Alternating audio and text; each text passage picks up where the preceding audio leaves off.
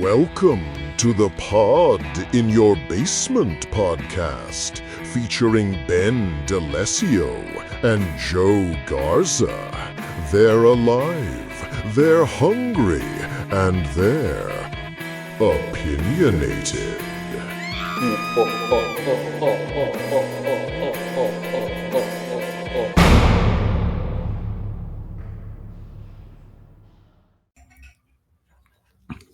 Hello there. Yeah, it's all dusty and spooky down here in this basement. So it's good to connect with you, buddy. Because I've been talking movies with rats and shit.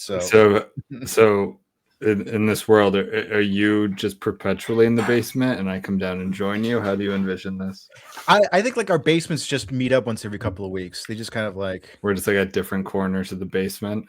Yeah, maybe that's it. That's what it is. Yeah. And just once every couple of weeks we talk to each other. Yeah, right. I think that's how it works. All yeah, right. I know we're 17 episodes into this. We're still figuring out the lore. But yeah, we're in a basement, and we'll flesh it out. Because this is the Pot in Your Basement. Welcome back. Yeah. How are you doing, my friend? Doing all right, man. Doing all right. I'm somewhat gainfully employed, so that's always good. We love to hear it.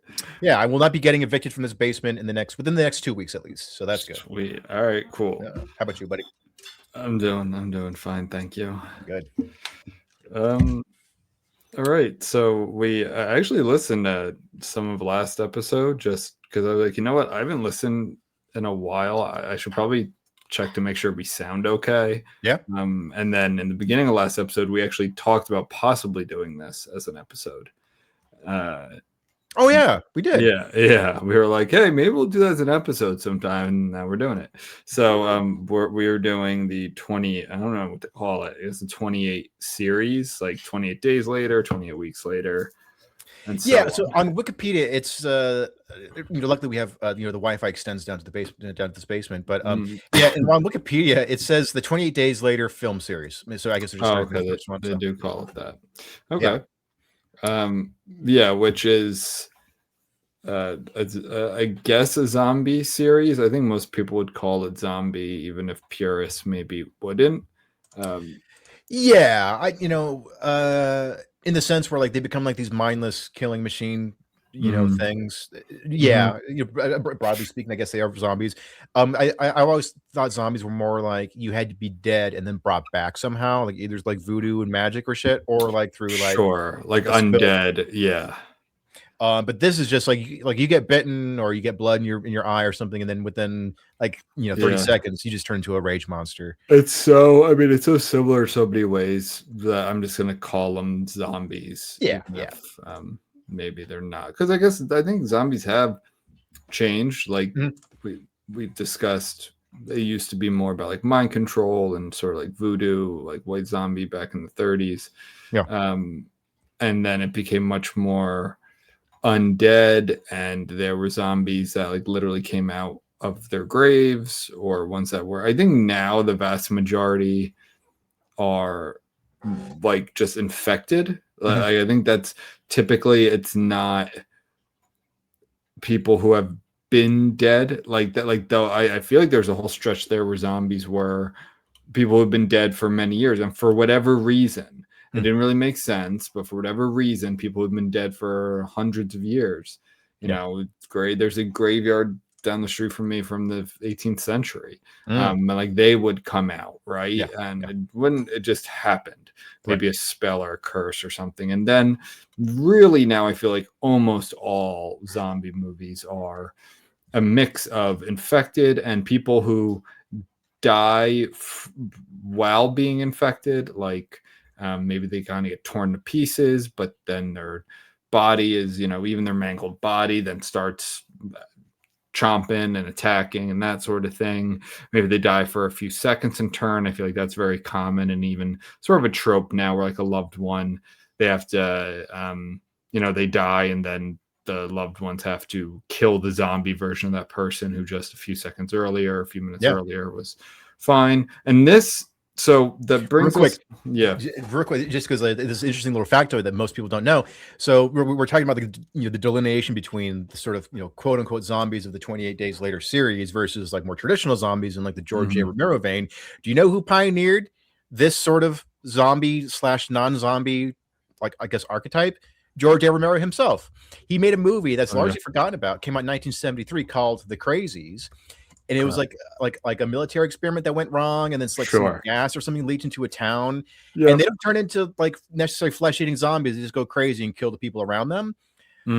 So it's like it's almost kind of a proto 28 Days Later thing, because it is kind of wasn't that did a movie in like the 2000s or early 2010s come out that?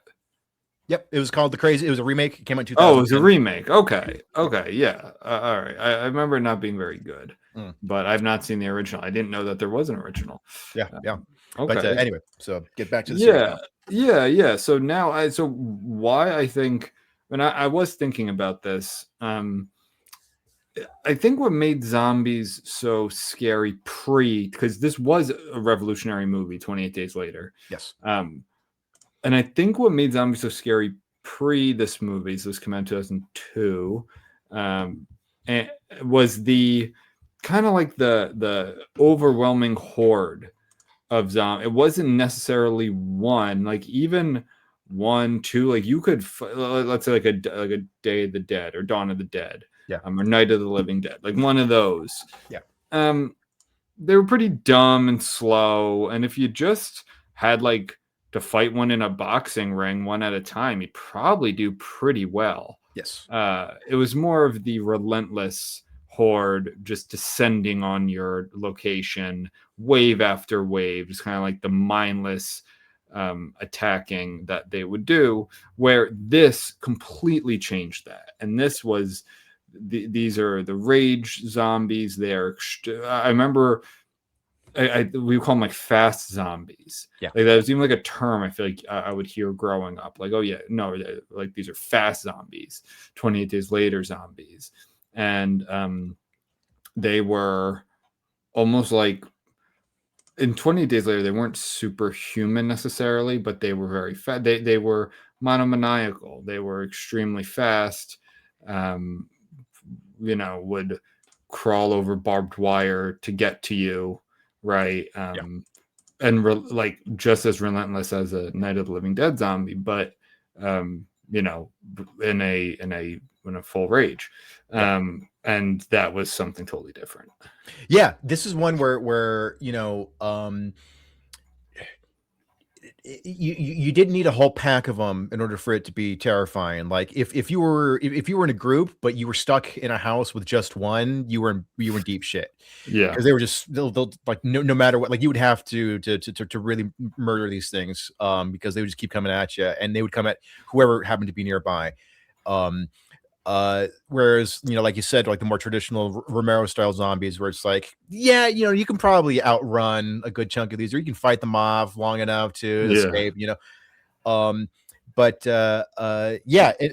the other reason too, I think 28 Days Later was pretty revolutionary, was because it was a very low budget film. It was shot digitally. Digital was still in its kind of infancy. So it gave it like a raw, almost documentary feel. And it was just like pure luck how they managed to get shots of London and make it look desolate and deserted. So it gave the movie a kind of verisimilitude of like what it could possibly look like, what a real actual like zombie outbreak could look like in a major metropolitan area. Because before that, a lot of zombie movies kind of took place, often like in small towns or out in the country. Exactly, yeah. But this was like, one of the most populous cities in the world. And so the low budget trashy quality of the digital video look gave it a raw feel to it. I think. It always surprises me, because I don't think I've watched it start to finish in a while, and I probably should. It's a very rewatchable movie, but like it always surprises me how grainy it looks. Yeah, like how different it looks. At least for like 95% of it. We can talk about the ending there. And I think it does. I think that's a good thing. Like I love how, as the initial installment to the series, like I think that adds a quality to it that I just think it's very it fits really well to the, like you said, the desolate look of London, which I think they had like a few minutes, like 5 or 4 in the morning or so to get these shots, where Cillian Murphy's character is just, and what's his name in here again? Jim, I think. Jim. Yeah, he's just sort of walking around, just dumbfounded that there's no one around. And I mean, because they shot on London Bridge, and like the story behind that was like, like they got approved, but only for like 15 minutes or 30 minutes for a very, very short amount of time just before traffic started. And so it's like, you only had a small amount of time. So like, everybody just behind the camera was like, okay, as soon as we're done shooting, like we have to like pick up like all of like the garbage, because they put all this garbage on London Bridge to make it look like just it's like desolate and deserted. So it's like, as soon as we're done, we got to get all this shit out of here so all the cars can come through. So it's like, no, that's crazy. And if you remember, another notable thing about, and I don't think we can go scene for scene, but I do think talking about the beginning of 28 Days Later is important. Like, another notable feature of it is that there are no bodies kind of strewn about that. And in fact, Danny Boyle, who directed it, they did shoot scenes with dead bodies, and they cut them. And they said that like there's just something about, even though it would probably be more realistic for there to be appendages and blood and body, like no, they just went with as if everyone kind of got evaporated until there's then the famous scene where he opens up the doors of a church, and then there are tons of bodies in the church. But again, probably not the most realistic thing, and a lot of the like, let's just say they up the gore as the as the movies go on, the budget increases, they up the gore a lot, and that's another thing that is pretty surprising. I think when I rewatched it, I don't know, 10 years ago or so I probably watched it for the first time in high school, maybe late middle school, but probably high school. And there's so much lore around this movie. It was definitely marketed as like the scariest movie ever. I think we've talked about that. But one thing you notice when you watch it, there actually is not a lot of gore. Like, there's not a lot of throats being ripped out, and I mean, we'll get to 28 years later, the Bone Temple, like just the huge difference in the production there and the practical effects or the special effects or whatever you want to say, which I think also gives so much credit, like more credit to 28 Days Later. Like, it's still a very scary movie, and it's very violent, but you don't see a lot of that. Right. Yeah, no. And the other thing too is that 28 Days Later is also a very intimate movie, because you're mostly just following this guy who just woke up in an empty hospital, and he's trying to make sense, and he knows, he has no idea. I can't remember exactly why he was in the hospital. Like, is he getting out of a coma or something? Well, he's a bike courier. That's right. Yeah, I'm assuming got hit by a car or something. Yeah. So imagine go to the hospital, for an injury, a regular injury, and then waking up, and then no one's around. So I thought the movie addressed that POV pretty well in a very believable way. Which is the same thing that happens in The Walking Dead. Right. Yeah. So the beginning is iconic. You learn how this happened. So the rage virus, the impetus for it is animal rights act. Well, I shouldn't say it's not even the animal rights activists' fault necessarily. I used to blame them more, and it's somewhat their fault, but it's I mean, look, we'll try and stay away from the politics here, but it sounds very similar to the Wuhan lab and COVID. And I even wrote down a line from one of the scientists. So they're testing like rage in chimpanzees, which already are the most horrible creatures that exist on the planet.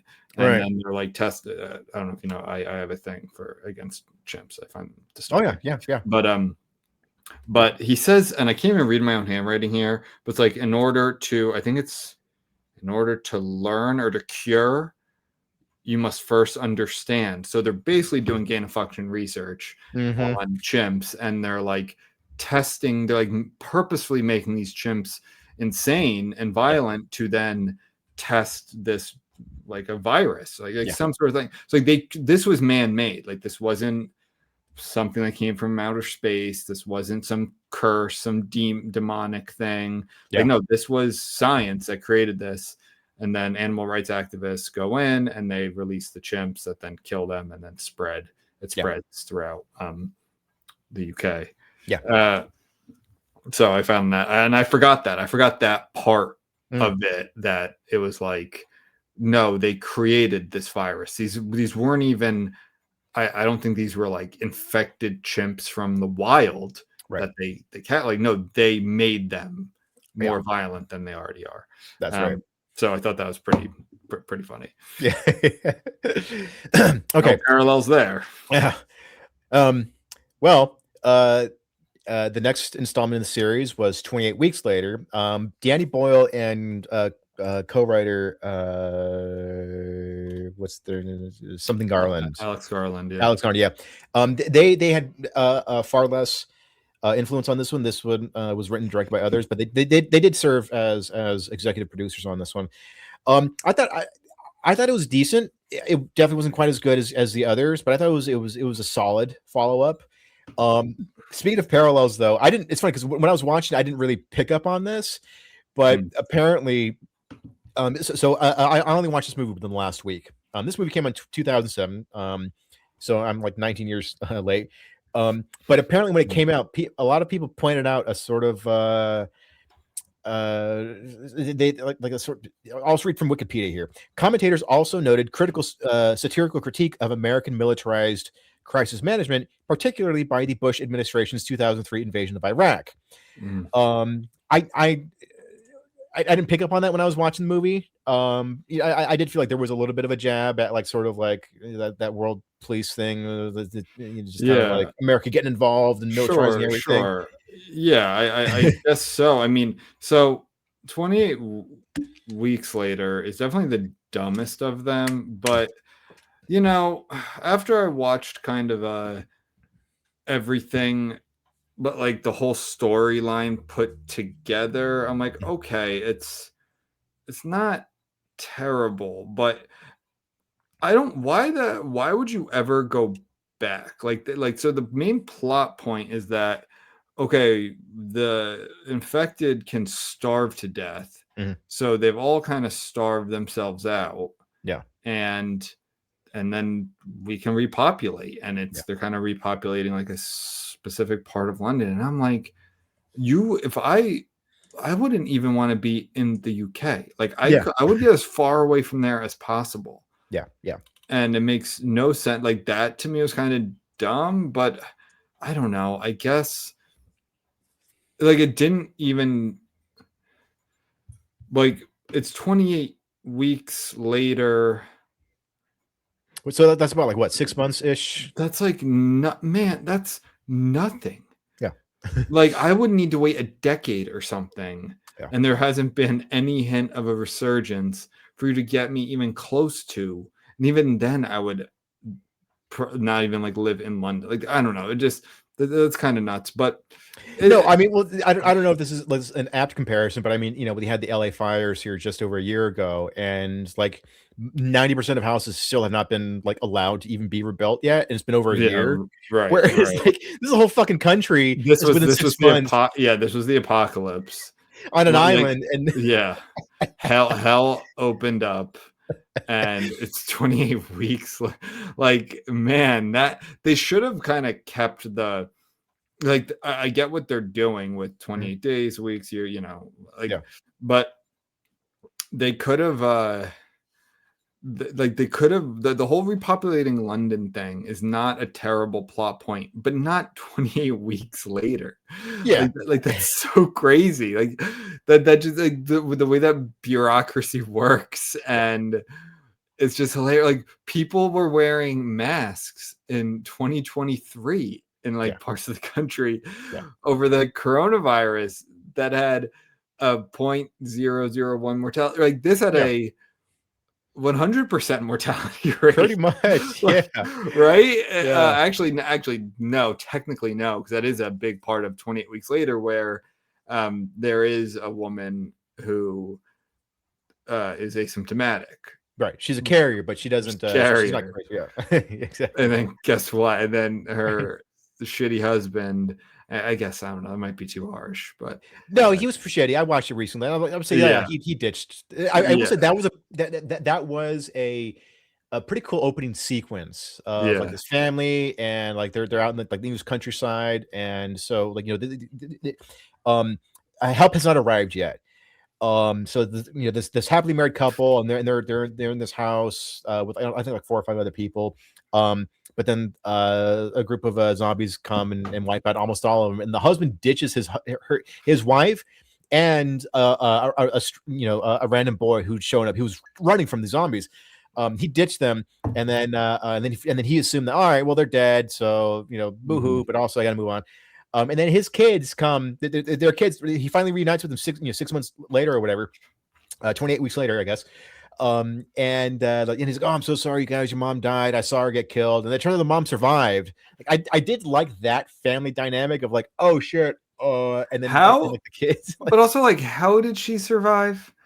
She just happened to she's got a rare blood type. They never really go. No, but that's not what I'm saying. Like you see her get, I guess, like, I don't know, we are horror movie, or we are horror podcast, do a lot of horror movies, and I guess you don't see someone die on screen, they might not be dead, but you do see her kind of get like wiped away from the window, even if she didn't die of infection, like blood. Like, why did she get like they bite and stuff? Like in 28 Weeks Later, they are showing. By that point, they are showing people like you would just die of blood loss, and the human mouth is disgusting. You die of like other infections, even that's true.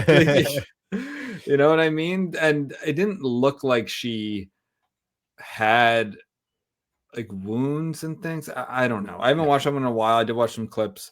And I did see the scene where she spreads it to her husband because he kisses her. And also, does she not? She doesn't stop him from. I know she's latched to a bed, a hospital bed, but she doesn't say like, no, don't kiss me. It's almost like he apologizes to her. Then I can't remember exactly what she says, but she says like, I forgive you, or I love you. And then, but I'm like, oh, so do you know that you have it then? So like, you're like, she does. Like, she does know. So she's okay with potentially ruining the planet. Yeah. To get back at her husband. I mean, I get it. I but it's like, man, you have a little perspective here. Like, I get your husband sucks, but he'd be like, no, don't kiss me. Like, she didn't do any of that. It's not like if he forces himself on her necessarily. Like, she didn't really say. I mean, I'm not. I mean, in a court of law, I think it's like temporary insanity on her part, where it's like it was a crazy thing to do. But I can see why you would do it in the moment. Crime of passion. Like, she lets her husband become infected. Like, he is the new patient zero in a way. Yeah. And she knows her kids are still out there, right? Yeah. Just like, again, I don't know. It just seemed very stupid to me. There were a lot of coincidences. There were a lot of like examples of stretched logic in 28 Weeks Later. So like the kids, so of course, there's a whole new outbreak, and the kids are now running from the new horde of infecteds or whatever, and they keep bumping into their dad somehow. Like they kind of go off. The dad follows them, and then they manage to outrun him. They go into the sewers. Oh, there's the dad again. So there was just sort of like, okay, the first couple of times the infected dead. The first couple of times of like, oh shit, there's our father, but now he's infected. Fine, but like I don't know. There was just, you pointed out some of these things. It's just like, yeah, there were just a few too many examples of, man, that was very coincidental, wasn't it? Man, you just kind of glossed right over that. You just went for it, and you didn't really explain it. You didn't provide a solid, So there were a lot of plot points like that where it was like, this doesn't make a whole lot of sense, but they could. It moved at a fast pace. It was it was not a boring movie. I thought it was really thrilling. It's not boring. It definitely has its scares. It's pretty cool that they, because basically once the authorities at bay, is it the U.S. government or is it U.S. and British? Yeah, it was like a U.S. led NATO thing. Which, by the way, of course it is. Yeah. like of course NATO, like that's so typical, and I think that rings different now, at least people more like my political persuasion, where it's like, of course the US has to be there. Yeah. And you guys couldn't handle it. Right. I mean, while you'll blame us for everything, it's like, okay, Germany, France, why don't you guys handle it? Yeah. Because Britain got wiped out, and it's like, no, the US has to be there. It's so fucking typical. Yeah. But so once they realize everyone's affected, it's like, all right, well, we got carpet bomb everyone. Exactly. No, that's exactly what they do. The fucking streets of London, just firebombing everyone. No, seriously. So that's what they do. And there's also the scene where they are trying to get all of the survivors. They're trying to evacuate them out of this cordoned off part of England. But so they're going through like this alley or this plaza or something, and they have all these snipers, and the snipers are trying to kill just the infected, but they look just like regular humans. So they're pretty high up. So then they get orders to like, well, just kill everybody. Like everyone is a target. So just stop. Like, fuck it. All right, just we fucked. All right, just that was very believable. That was a believable thing to be like, yeah, in order to destroy. What else? No, seriously, what else can you do at that point? That's why you don't start. You don't like start repopulating a city until you know that this thing is really done. And it just wasn't. 28 weeks later, it's 7 months. Like, and that's pretty funny. Again, it's entertaining. But you can tell that the original, like Alex Garland didn't write it, I don't think, right? And Danny Boyle didn't direct it. Who did write it? So it's directed by Juan Carlos Fresnadillo. That's fun to say, and Rowan Joffe, and some other people. Okay. Well, and one other thing too, which would get retconned in the sequels, in the proper sequels, at the end of 28 weeks later, you see the infecteds going up to like Paris, like you see like the Eiffel Tower. It's basically space, saying that the infecteds got onto mainland Europe, which would get wiped. That would just get swept under the rug. Is that what? Well, in 28, is that true? In 28 years later, I thought it had gone to continental Europe, but was just handled and then just remained on Britain. I don't know. I might be wrong. I didn't catch that. It seemed like it was still confined to Britain. Yeah, because I remember that was a very cool ending to 28 weeks later, where it's like, oh shit, now we're gonna see it like in Paris and in Rome or whatever, like and all these other cool European cities. But nope, we're back to Britain. Oh yeah, here it is. It has in 2030. So it's funny. Technically, the movie takes place in the future. 28 years after the second outbreak, the rage virus has been successfully eradicated from continental Europe, leaving the British Isles under indefinite quarantine with few survivors. Which is like, no way, dude. Like how could it? I don't get, like, how could it get maintained? If anywhere would get contained, it's on an island. Right. Like once it hits Europe, man, like I don't know, but hey, maybe look, let's move on, because actually I think, let's just move on 20 years later, which was a pleasant surprise to me. I thought this was going to this and 28 years later, the Bone Temple. That was very much first. I'm like, all right, like it's been how many years? Like 2007, 2025. they just need IP, and then it's probably going to be stupid. Yeah. But I'm going to watch it just like I'm going to watch Scream 7, just like I'm going to, I'm just going to watch the next freaking thing for the most part. And it was actually really good. And 28 years later, it was really good. I don't know. Do you agree, or did you? I think it's probably my favorite in the series, actually. I think. Oh, really? Yeah, Okay, I cool. think 28 Years Later is my favorite. Yeah, I was very surprised by it. And similar to you, where it's like, I mean, Danny Boyle's made some decent movies. He's made some great movies and some movies I didn't care that much for. But I was like, all right, I'll watch. I'm sure it'll be decent. It'll probably be better than somebody else doing a legacy sequel. But it's I wasn't completely blown away by the other 28 movies. So, but I was like, yeah, this is actually pretty solid, and like it was able to be.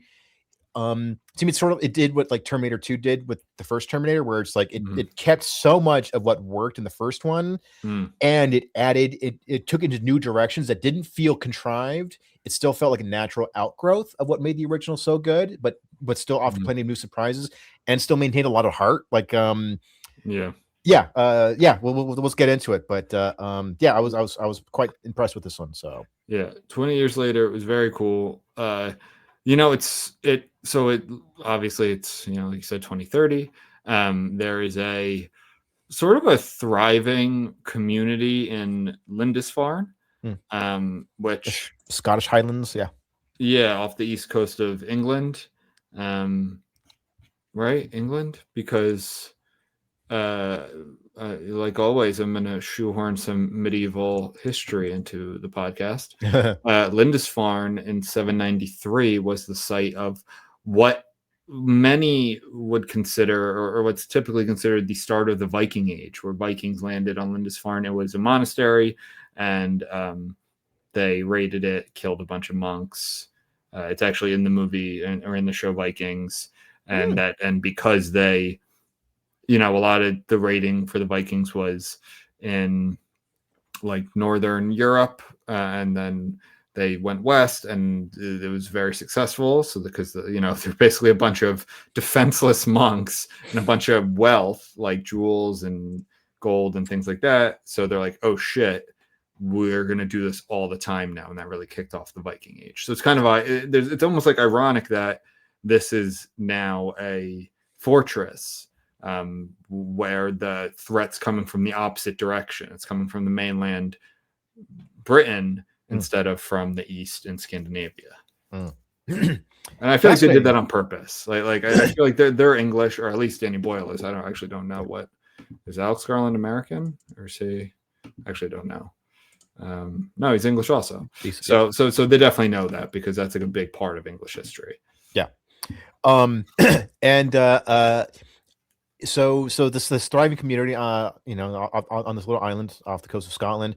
I love the portrayal of it, because like it's all, again, technically futuristic, but it's still pretty agrarian. There's not much in the way of like electricity. It's very bucolic. It's very bucolic. They have animals and fishing and community, and like part of the ritual there is when a kid turns a certain age, I don't remember what age, they go out and they actually go onto the mainland and hunt. And so it is like, it's not, I don't think it's technically an island, because there's a causeway, but it goes away during high tide, so I don't know if that would be considered an island or not. But it does offer a lot of defense, but you can still get to and fro from by foot. And of course, as you can imagine, one of these trips to the mainland doesn't go well, and you see what's going on, what's still there, and I don't know how they actually, thinking about it, I don't know how they reckon the whole concept of them starving, because you would think that 28 years later, you know what? I do remember now. They learn to eat like worms and stuff. But like they show that. Okay, so that is how they do it. So I was going to be like, well, how if everyone really, there are very few survivors left. But so that's how they do it. I also like the fact that they showed the infected's kind of I think evolving is not the right word, but I don't, maybe even devolving. Look, they're just changing. Like they haven't just stayed the same. So they have like those fat blubbery ones. They were pretty creepy looking. Yeah. Which is, I feel like that's definitely taken from. Do you remember the Left 4 Dead series video games? Oh yeah, that's right. I feel like that's definitely inspired by that, because that was like a special zombie you had to fight. Right. They were like really fat and disgusting and would like explode when you shot them. Yeah, exactly. So they had those types, and then they have an alpha one who seems like a more evolved version of the infected. Like yeah. So let's talk about that. That's where 28 years later started to lose me. But I think it ends well. So in the next movie, but we're on 20 years later now. So yeah, I kind of hate that. I kind of hate the whole evolving. That's like something I really disliked about whatever that zombie movie that came out like 2020, 2021 was in Vegas, where it's like in a bubble with Dave Bautista. Army of the Dead, I think. Something like that. Yeah. Where they have like a leader and he rides a horse, and it's like, dude, that's just like mutant shit. Like I don't know. They're like, wait, they have like elections and shit, like or something like that. Or I don't know. They like gather, and I kind of hate that stuff. But okay, fine. Like, you know what? I guess they had to go a new route. Don't even get me started. I really couldn't stand like the pregnant zombie thing. Yeah. But because we're sticking 28 years later, that I remember really disliking the whole alphas. Where they're bigger, faster, stronger. Right? That's what they are. And they cause they're a problem in 20 years later. I don't remember the exact specifics. I know one dies and then Samson kind of takes over, which is so 20 years later has Ray Fiennes, who is one of the best actors. Like he's just one of the best actors around. Did I ever tell you a stranger told me I look like him?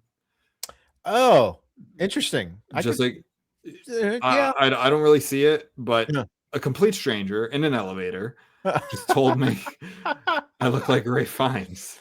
I had a dream because for the first half of the movie, he's presented as like this wacko doctor, and everyone stays away from him because he's burning all these corpses. Yeah. So he's but when you actually meet him, he's actually like this very sweet, thoughtful, down to earth guy. So I actually had this dream last night because I watched basically both these movies last night. I had a dream where I don't remember the full specifics, but I remember I was like talking to him and I like asking him for like life advice. Oh, really? Yeah. But he's still like covered in iodine, so he looks kind of that bloodyish look. Yeah. And I don't know, but I'm asking him just like, oh, what about this, my career, and just being like, well, my boy, here's what this reminds me of a time in my but I'm hooked on every word because he can make everything sound interesting and compelling. And then then in my dream, he starts to fall asleep, and then my dog was snoring. So like when I woke up, I was gradually waking up to the sound. To me, I'm like, oh, that's Ray Fiennes. Like there's like an old Englishman snoring in my bed, of course, because I was just chatting with him. Duh.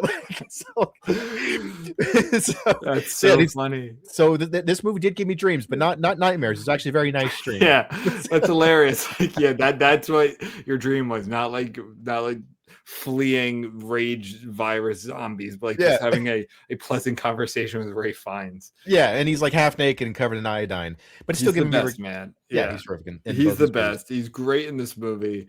So he's kind of this like, I don't know exactly how he survives. Yeah, he covers himself in iodine, which keeps them away somehow. I don't remember exactly how. Like, I guess they don't smell him, or it obfuscates his scent or whatever it is. And he has this ossuary, so it's bones everywhere, and he's real into memento mori, which is like a very it's a stoic stoic philosophy. Remember that you die. That's a big like Marcus Aurelius thing if you've read Meditations.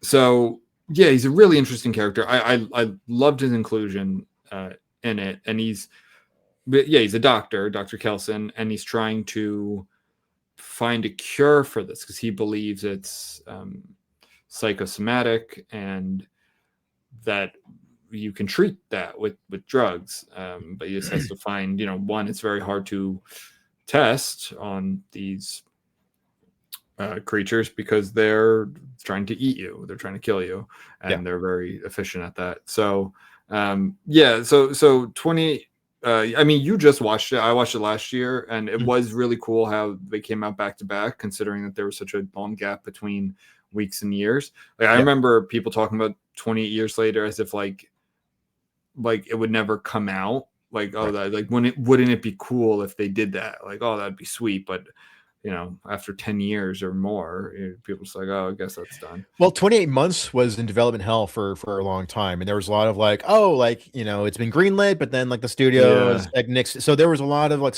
you know, starts and stops. And yeah, so I guess just, they did skip that. I didn't yeah, really they think skipped of it. Yeah. So I think when after, you know, that window passed, and it was just kind of like, okay, this is probably never going to happen. And then within you know a year, we got 2 of these movies, and they were both pretty solid. Yeah, really solid. Yeah. And then we have to talk about Jimmy Crystal. Yeah. Then, so real quick, so the Bone Temple basically takes place right. It can basically continues right after 28 years later. Yeah, as if it's one long movie. Yeah, but it's a different director, but it's the same screenwriter. Alex Garner wrote both, and Danny Boyle did produce. So this one was directed by Nia DaCosta. And this one was really good too. I was also still surprised with how good it was, because I thought the direction that 28 years later was going, I'm like, all right, if they keep going this direction, I don't think I'm gonna like it. It was becoming, I thought it'd become like too much of a, like, I don't know, like social commentary, or, you know, oh, they're just like you ever see that meme with, I think it's real, where like it was the orcs in Lord of the Rings, where they start making them like sympathetic. Oh yeah, in the show, The Rings of Power, where they made them seem like more just like misunderstood, oppressed creatures. Basically they're like asylum seekers or something. I didn't see it, but I'm like, I thought that's where this might be going. Yeah, where it's like, oh no, we just have, which again would be so ironically. I think on point for, I think, some of the discourse about like violent criminals and immigrants or whatever, like asylum seekers and quote unquote asylum seekers, who are extremely violent. But it's like, oh no, but it's just like culture. Like, this is different. Like, you have to understand them. They can be treated and that kind of shit. Yeah. But it didn't go that way at all, which was great. I thought the Bone Temple overall was very good. I thought it was a little bit of a step down from 28 from its predecessor, because then it started to feel a little bit more like just kind of like a straightforward zombie movie. Like I started to see more tropes, like the training of the alpha, like where, because George A. Romero had already done that, where it's they're starting to develop intelligence, or they can be trained.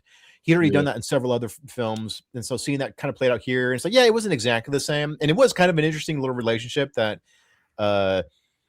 Ray Fiennes had with the Samson, with Samson. I thought that was kind of an interesting and often a beautiful relationship, but it was still kind of like, we've seen the guy trying to, talk to a seemingly intelligent zombie. But I thought overall it was a solid movie, and then there was some Iron Maiden in it. There was some Iron Maiden. I do want to talk about the relationship between Kelson and Samson, Dr. Kelson and Samson. Like, I think they did that really well. I think that could have gotten really stupid. Yeah. And saccharine. And I think they did it really well, where it was like Kelson was giving him drugs. He was first sedating him with like a dart gun, which, like, man, you better be accurate with that. Yeah. But Samson would like come back, and there's kind of like a muscle memory type thing. And eventually, I don't want to, this movie's still pretty new, so I guess we don't have to give away the ending for that. But I think if you're going to go that route, which you're already doing the alphas, cool. Like, I'm for it. And they did it really well. I'm kind of talking around it, so I'll leave it at that.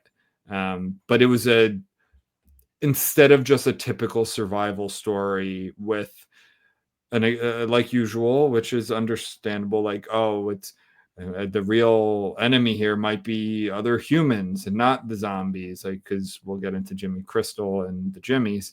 Yeah. But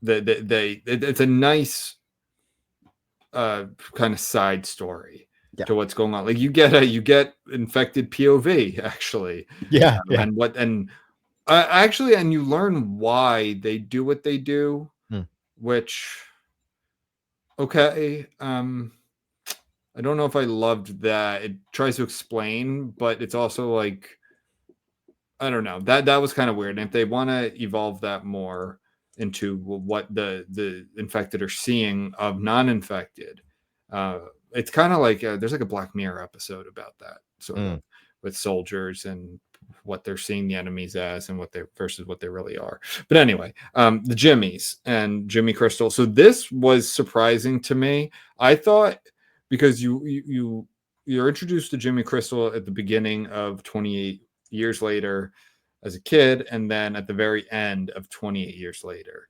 and he's Jimmy Savile. I was just about to bring that up. Was that? Yeah. That's who they're referencing with that whole. Yeah, it's Jimmy Savile, and that's why they're called the Jimmies, and they're basically kids. Which I'm like, where do all these kids come from? If they're not 28. We're talking they're like 15, 16 or so. Yeah. Like, where are these kids coming from? Which was kind of something I didn't understand. Right. I guess Spike, who's from 28, he was from the Lindisfarne community, but I don't know. They don't really explain that. But they're all being led by this figure named Jimmy Crystal, who at the end, they saved the day at the end of 28 years later. Yeah. But then they're pure evil, and that did surprise me. Were you getting when you finished 28 years later, and then because you said you watched them back to back, were you expecting them to be like demonic? I wasn't expecting them to be that evil. They just came off like the sort of the typical dystopian family of like, hey, we're just trying to help out our neighbors. We know these are tough times, and then then they fuck you over somehow. But I didn't expect them to go like the basically satanic route. That was pretty surprising. Jack O'Connell is so good. Yeah, as Jimmy Crystal, and he's great in Sinners. He plays the head. Oh, that's right. Vampire. Yeah. I forgot about that. Yeah, he's great in this. I love his, you can tell the script is great. The dialogue is fantastic. Yeah. I love his kind of cadence and the way, I've been saying, because I was watching some clips today, and I'm just saying to myself, when he's talking to Kelsey, he's like, I'm in a bit of a bind. And you're in a bit of a bind too. And it's just the way he says it. I'm just saying that all day to myself. Yeah. But and there's a pretty killer sequence with some Iron Maiden. Yes. Member of the Beast. And there's Maiden. There's some cool pyrotechnics and then Iron Maiden, Oppenheimer, Mr. Oppenheimer shows up. Oh yeah. Well, let's not give anything away. Oh right. For that. Oppenheimer. Yeah, no. For that part, but it ends really well, and where you're like, oh shit, this is gonna, it's hell's yeah, we're gonna keep going with this, and it's not a drag. Yeah. And I think that's great. I love where it's going. And I have a note here. I'm like, is this, there's 4 movies now, revolutionized a subgenre. 3 out of the 4 of them, 28 Days Later is my favorite. I think it's fantastic. Also, shout out before I forgot to say during 28 Days Later, the actor who plays the head soldier, Eccleston. He's fantastic. I wanted Christopher Eccleston. He's phenomenal, and I didn't realize it was him. And the Leftovers. Have you ever seen The Leftovers? No. Oh, excellent show. He's so good in that show. So I want to give him a shout out if he's listening. Big fan of his, and it's funny because he's so young in this, or he seems so much younger. Anyway, so 28, so the 28 Days Later series, is this one of the best horror series out there? Yeah, in terms of consistency, I think so. Like 28 Weeks Later has its issues. It's kind of dumb in some ways, but in the context of the series, I actually think it fits pretty well. Overall, yeah. Yeah, For sure. And I think it still maintains a fair amount of like that kinetic style that's prevalent in all the other movies. I think, it builds the tension, and then like it's just like, it just keeps going. Like I think it maintains a lot of the same energy as the other movies. So yeah, I think overall it's still a pretty decent installment in the series. So I mean that's a pretty good batting average where like the worst movie in the series is still pretty decent. Like it's still a solid watch. For a horror series where like some installments are just trash. Yeah. Like I think I'll think it over more, but I think it's like one of the best. Yeah. With 2 coming out in 2020 within a year of each other that are really good. Yeah. Doesn't just become monotonous, doesn't rest on just like, oh, hey, well, we made Fast Zombies, here are more Fast Zombies, which would be fine in a lot of ways. It's like, no, they address, stoicism and cult of personalities and survival and psychoanalyze, like psychosomatic stuff. Like it's really, really good, and I'm very excited for the next one. I hope that it's gonna come out soon. Like I know I feel spoiled because we just got 2 back-to-back after almost 2 decades, like 18 years, right? Yeah. So it said it was reported that Sony is moving forward with a potential 3rd installment prior to the theatrical release with so-and-so, I won't say who, in talks to reprise his role as so-and-so, and Jim Garland returning to write, and it looks like Boyle himself said that would confirm to direct the final installment. So hopefully they go out with a bang. Because I mean, like we contrast the series with like The Exorcist, where it's like it starts off with one of the best horror movies ever, and then follows up with like one of the worst horror movies ever. And then I still have to see Exorcist 3, which you said is pretty good, right? Yeah, it's a pretty solid one, yeah. But then the one that came out like 2-3 years ago is trash. Like that's what I mean. Like so many, and this has just been because I think it's Danny Boyle's directed 2 of them. Alex Garland's written 3 of them. I thought Nia DaCosta, right? That's her name. She did a really good job. Like I think it's great. Like keep it going. And I was surprised. I was very surprised. I think I gave them both 83s. With 4.5 stars. I can't, I don't know if I graded or if I have them for the other 2, but yeah, that's a 4th installment in a horror series being a 4.5 star for me is surprising. Yes, absolutely. So I'm sure we'll check out that one when it comes out, and all these films are pretty easy to get a hold of. So if you haven't seen them, check them out, hunt them down on streaming, and well, now 28 Days Later was not easy for years. Oh, that's right. Yeah, and then I got the DVD as a gift. I was like, perfect time. But then I think it came on streaming like last year, 2 years ago. But now, yes. So with that being said, Benjamin, anything else you want to say before we? No, we're good.